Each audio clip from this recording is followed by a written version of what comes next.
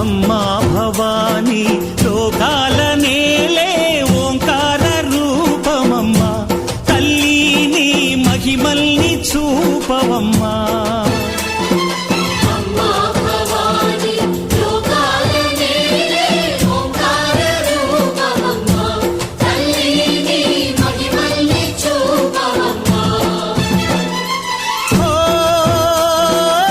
సృష్టికే దీపమా, శక్తికే మూలమా, సింహరథమే నీదమ్మా. అమ్మ దుర్గమ్మ భక్తులను దీవించుమా.